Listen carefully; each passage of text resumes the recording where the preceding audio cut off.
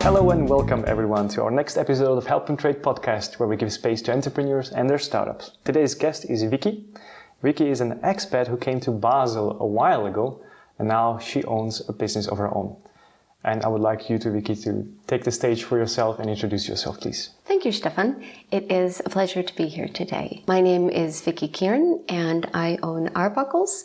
Arbuckles is a business that helps people who suffer from Heimweh und Fernweh. And what I've realized since I've been in Basel, since 2004, is there are certain foods that people miss very badly from home. If you are from the United States, one of those foods might be bagels. And Arbuckles produces hand-formed, freshly baked bagels for expats who miss a bite of home on their breakfast table, but also for Swiss and Germans who have traveled to New York City or other places where bagels are very popular and who'd like to bring a bite of vacation home. Great. That touch with a bit of familiarity, also different value, also a bit of emotional level connection. You bring it also in the name of Arbuckles, right? Yes. I'm giggling because finding the name for a business was an extraordinarily difficult endeavor. It took years. Arbuckles is the maiden name of my maternal grandmother. And my grandmother, who we in the family called Bibi, Bibi was the master of making people feel at home. She did that by putting food on the table in a very uncomplicated fashion that made them feel well. After she died in 2014, it just sort of came to me that Arbuckles would be a good choice for a name. It definitely has some challenges as a name, but the business will grow into it. I like the name. It's something that causes me being curious about it. And also I'm wondering, what is this? Why is it Arbuckles? And then I read about it and I was like, this is a nice touch. You're bringing part of yourself into the business. Very well done. Thank you. So how is it going so far with the bagel business in Basel? The bagel business in Basel, it's been a very interesting experience. I actually started producing bagels in 2015. I started the business in 2017. I've been in Basel since 2004, and certainly the availability of bagels has increased dramatically since that time. Nevertheless, it is still not possible, in my opinion, to find a good bagel outside of Arbuckles. Many of the bagels that you find are either mass-produced and they're on the very bottom shelf in the grocery store by the pre-packed bread that lasts for at least 8 months if you don't open the package. Or some of the bakeries in Basel have also begun to sell bagels which are really just bread with a hole in the middle. So I'm excited for Arbuckles in terms of we don't really have a lot of head-to-head competition at the moment. The challenges for Arbuckles has to do around time, and time is a very expensive commodity in Switzerland, and hand-formed bagels take a lot of time. The process itself begins the day before the bagels are baked. The day before is when they are mixed and formed. They rest overnight in the refrigerator, and then the day they are baked, they are first boiled, and then they're baked. It's a laborious process that takes a long time. Getting the economics around bagel production right, and being able to sell them at a price which is affordable for people. I mean, clearly they still fall in the luxury product category with their price. There are definitely some challenges on that aspect. Additionally, Basel-Stadt, like very many cantons in Switzerland, although not all of them, has high expectations around the working conditions, particularly the kitchen. So one has the challenge of finding a kitchen or creating a kitchen that has been blessed by the Lebensmittelinspektor, so they're from the cantonal chemistry department, and this of course also adds significantly to the costs of running the business. Nevertheless, I'm pleased with how the business has grown. It has grown quite slowly since it started. This is also due to the fact that I have a small child at home and have very many different demands on my time, but growth is certainly continuing steadily. Next year, to 2020, will be a critical year for seeing what's possible and if the business continues to move forward in its present form. Is it going to be critical because you're going to do something like a reality check where you look back and reconsider all your steps, or because there are other conditions happening or something that you expect to happen? Both of those, actually. So certainly, of course, I mean, I need now to...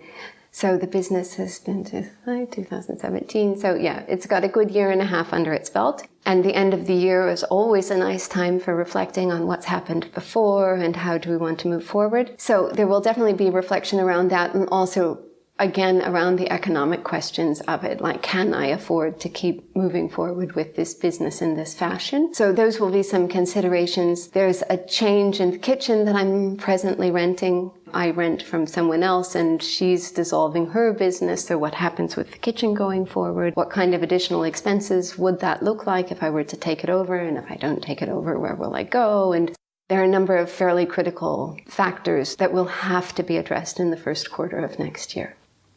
Understood. We'll definitely cross the fingers, and I hope this podcast recording will also help you to attract some people to your business. Thank you. We can certainly use it so. Tell me, how did you start with baking bagels? It's not something that someone comes up all of a sudden like, I'm going to do bagels now, especially with your background in, we were doing HR projects, if I remember well. So that's quite a switch. Correct, yes. I've done all sorts of different things in my life, but most recently before Bagels, I was a project manager for HR projects. It's a very unexpected story, actually, and it's kind of long, so you'll just trim it as you need to for your podcast. But I was curious about sourdough, and so I started a sourdough mother. So that's when you have the flour and the water. And I used grapes for the bacteria. I just was curious how you could go from water and bread and grapes to something that you used as a base component for making bread. So I started my starter. And for people who have done this before, you know that there's a tremendous amount of waste because they're very hungry at the beginning and you're constantly dumping in more flour and more water and you end up literally with liters of this stuff. And so I was busy feeding my sourdough and I was working my big job at the time, and I came home one night and it was time to feed it. And I took the lid off it and it smelled so revolting. I mean, it just disgusting, but there was so much of it. There was at least 4 liters of it. I didn't know how to dispose of it. So I just covered it back up and I put it in the corner and I thought, I'll deal with it on the weekend. And then I just went on my way. When I got to the weekend and I took the lid off, it smelled like bread. It was this incredible chemical process that had taken place. So then I had the sourdough starter and I'm like, I don't know what to do with it because I wasn't a big bread baker. And I looked through my cookbooks and I found a bagel recipe. Oh, I haven't had a bagel in a long time, like 12 years at that point. And so I started making bagels. And I was curious after a while to find out if there was a market for bagels. So I did some fundraising on Facebook. One of the reasons I did it as a fundraiser was it was the only way to advertise within some Facebook communities that I wanted to be in. So I did the fundraiser for the victims of the earthquake in Nepal in 2015, and it turned out that that was actually the start of my bagel making career. Those customers at that time served as the first members on the mailing list, and the mailing list has now been going for almost 5 years, and that's how my bagel life got started. Did you have any experience of the economics behind running? It's essentially a gastronomy business. Or did you start with a paper, pen, and everything was just empty and you had to write it yourself? I did not have any experience around those aspects of running a business. And so I didn't even start with paper and pen. I started with flour, water, and a mixer, and curiosity, really. Over the years, I've done the weekend courses about opening your own business in Basel, and I've done a number of different courses through Job Compass, which is a company in Basel. I did in total 6 weeks of courses there, which was all in Swiss German, which was an unbelievable challenge to go through the finance unit in Swiss German.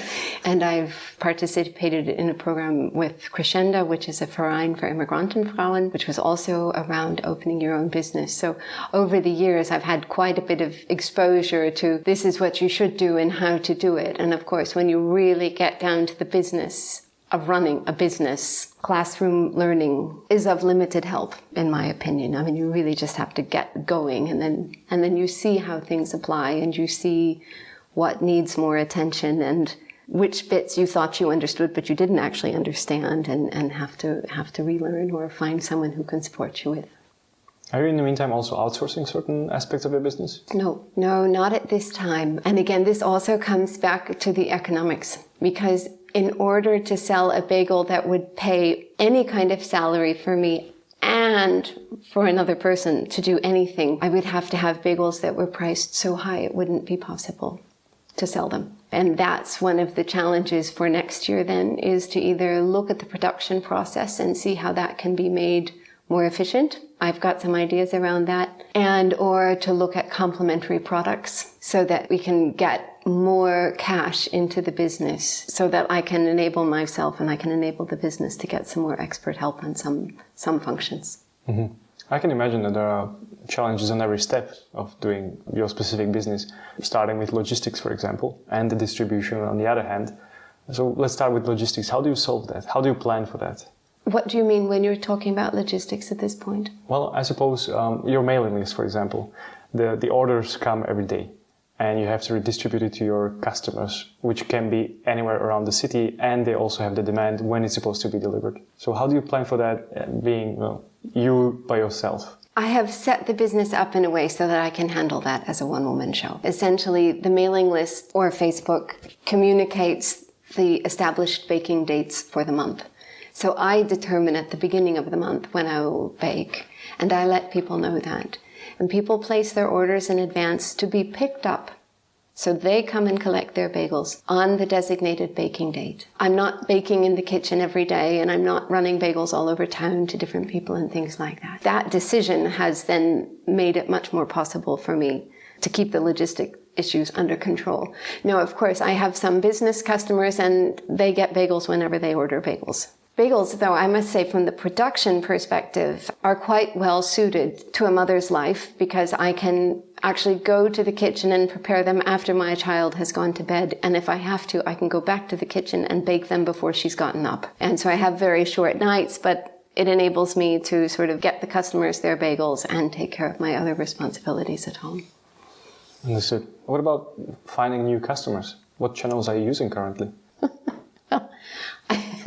I'm pretty old, but I'm trying to use Instagram. I feel like a disaster at Instagram, but I'm giving it my best go. So I use Instagram, I use Facebook, and I am present at some markets in town. So occasionally I'm at the Saisonmärkte from the Matthäusmarkt, which is on Feldbergstrasse. I also am more regularly at the Breite Markt, which is in the Breite, on Zürcher Straße. I've also recently was at the Slow Food Markt in the Markthalle, which was a very interesting place to be. That was a great market, actually. Those are the channels I'm using at present, largely because they're fairly low cost, and I have exposure to a lot of different people with that. Where I see a challenge for next year, though, is my customer base is largely out of the English-speaking community. And I would, of course, be interested to have more people out of the German-speaking community, so more Swiss or German. And where to find those customers who I know are around, this is a challenge. And that's something that I need to address next year. Do you also have customers across Switzerland where you can ship bagels in a, for example, frozen form? I do have some customers in different cantons of Switzerland. Fortunately, bagels are, they're a very hardy bread product. If they are wrapped in plastic, I don't freeze them because the logistics around freezing things, shipping it so that it stays frozen, and this whole Kühlkette is how they talk about that in German, is something that I don't need to get into because of the nature of bagels. So I ship them with A-Post. They arrive the next morning. A bagel, in any case, should be eaten toasted if it's not eaten straight out of the oven. So there's no problem with that at all. And so I've sent bagels to the Wallis, and some even go to Basel. You know, people, it's just not convenient for them to come to Basel. Some have gone to the Ticino. So yeah, the bagels go wherever there's a demand. That's fascinating. I mean, with the right setup, I can totally imagine that you're shipping across to Switzerland on a daily basis tons of bagels, and in the future maybe even create something like a distribution centers or hubs within Switzerland which will make the baking, for example, for you, or just preparation of the dough. But that would require a certain level of automation included, I suppose. So far I know your creation of bagels is handmade. Yes. Do you plan on keeping it that way? Is there additional value in the bagels? Oh, if there's additional value, that's of course a very interesting question. And that really gets the bigger question of what is the value of an artisanal project? What is the value of handcrafted small batch? And I know that some people put great value on that because they like to know where the food came from and how it was created and who created it. And a lot of people don't care. I understand both reactions very well. Automation in the bagel production process is certainly possible. There is a bagel producer in Zurich who I'm sure has fully automated his process. There are machines where you basically dump your big blob of dough in the top and it spits a bagel out at the bottom. The last time I looked, those run between 30 and 40,000 francs, so that is not anywhere, it's not anywhere in the near-term future. My vision is actually to use Arbuckles as a way not only to put delicious bagels on people's plates, but to create working opportunities for parts of the population in Basel who have fewer chances. And so specifically, I'm thinking of women who have come from different countries who, for whatever reason, have a challenge getting into the Swiss job market. When you look around Basel, and there are very many immigrants from Eritrea, and there are a lot of immigrants from different countries in Asia, and these are women who understand bread. So they have a feeling in their hands for how to work bread. They are keen to work. And it's difficult to get into a Swiss kitchen for lots of different reasons. Some around the language, some around preconceived notions of the hiring managers, etc. And so what I would really like to do is to create a business where we continue to make the bagels by hand. We give opportunities to Immigrantenfrauen to work in a Swiss kitchen, to work exclusively in German for half a year to a year, so that they can then leave the kitchen with an Arbeitszeugnis that shows they know what to do, they're comfortable getting around in the environment. And so that would really be my sort of gold star vision for how Arbuckles develops in the next 18 to 24 months, is to have enough orders and to have the economics sorted out so that it's possible to bring on one or two more women, give them this opportunity. When you're going to do your reality check, please don't forget this value, because I find it amazing and it's inspiring to begin with. You're not only creating a great product which has a connection to your own family values, for example, you're bringing it to people that value it anyway, because that Heimweh, as you describe it, is there, homesick feeling. But additionally, you try to implement also people who have difficulties to get on the labor market. I think you're giving a labor market and definitely also grocery market in Switzerland extra value. If you bring out the word on the market, people will appreciate it. I hope so. I hope so as well, definitely. I mean, if you require the help from one specific expert, who would you ask for what? Oh, wow, that's a fabulous question. Oh, who would I ask for what? Of course, that changes over time, doesn't it, as you sort of reach new milestones and hurdles. At this point, as I mentioned earlier, 2020 is going to be a really critical year in figuring out how to transform the business into something where I can actually earn a wage and put Arbuckles on the right path for the future. And I'm on the lookout now for someone with a business development background, ideally someone with that background who has experience in gastronomy in Switzerland, who has a super solid financial background. That's the person I'm looking for right now. Would you consider it as a co-founder that joins the forces? If such a person appears all of a sudden on your doorstep. Potentially. I suspect that to get Arbuckles where it needs to be, there is going to have to be either some sort of a crowdfunding exercise or some external infusion of cash into our coffers. So yes, I mean, I'm a fairly pragmatic person. I'm open to considering almost anything. Sure. I mean, I'll have my ears open, and I'm meeting interesting people quite regularly these days. I'll be more than happy to forward you contact details on anyone I'll find that may be interested in your business. Thank you. I find it fascinating. I like it very much. The story itself is great. I mean, expat from America comes to Switzerland, opens up a bagel factory essentially, and employs not only Swiss people but also people with immigrant background. That's great. We'll see how it develops. Are you also experimenting with your products? I'm experimenting all the time. Yes. So I'm not sure exactly what you have in mind, but certainly I regularly introduce new flavors.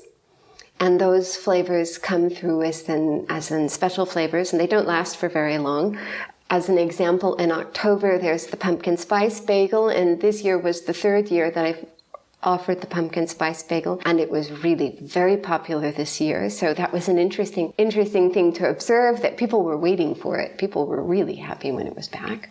We've got special flavors for the holidays this year. There's the panettone bagel. That's a lovely story, actually, because I have a customer who's been with Arbuckles for a long time, and he's Italian, and he's like, Vicki, you need a panettone bagel.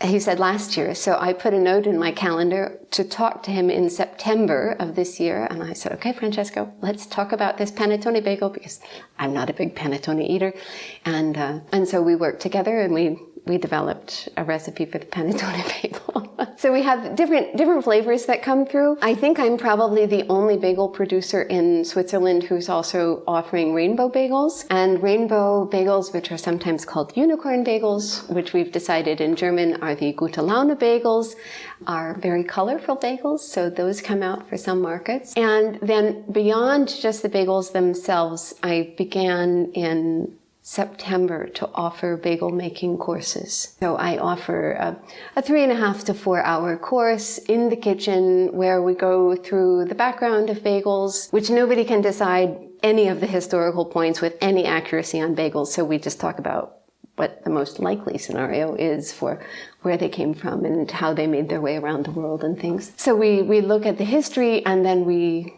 get our hands dirty and we make bagels and we form bagels and we drink and we eat and we just laugh ourselves silly. It's actually tons of fun. So we have that course is now up and running, and for next year I'm looking at developing a course for families so that families can come to get parents with their children or grandparents with their children or whomever. Also for next year looking at specifically for children a rainbow bagel making course. For example, for birthday parties or something, children could come to the kitchen, make their own rainbow bagels, which are really quite something to look at. And so those are some things that are also in the works for next year. Amazing. I'm looking forward to take part in one of those courses. It would be great. You should. It's so much fun. Being experimental with bagels. Very interesting. We are almost at the end of our podcast recording. Therefore, Vicki, is there something you would like to address? Would you like to something that you want to spread out the word? Is this something you would like to request? This is Help and Trade after all. Oh, right.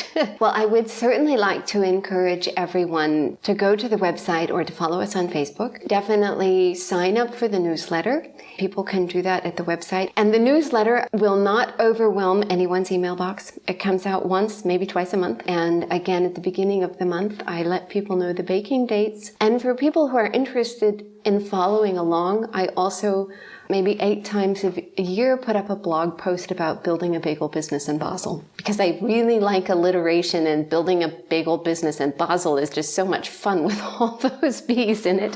So we'd certainly encourage people to sign up for the newsletter and to come and visit us at a market and say hi and try the bagels. That would be great fun. And people who are interested in the course, I'd love to hear from them. Perfect. Great. We'll make sure to share the links on our blog posts and also via LinkedIn, etc., our other channels. In that case, Vicki, thank you very much for taking part in our podcast. It was a pleasure to have you here, and I hope this recording will also help your business. Thank you, Stefan. It was a pleasure. And I hope to have you again. It will be interesting to have you in 2020 after your decision making to see where do you go from now. Great. I'll be interested to know what happens at that podcast too. Vicki, thank you very much for your time and effort, and I hope to see you very soon again. And to our listeners, thank you for listening. I hope you enjoyed this episode today, and stay tuned. Thank you and bye-bye.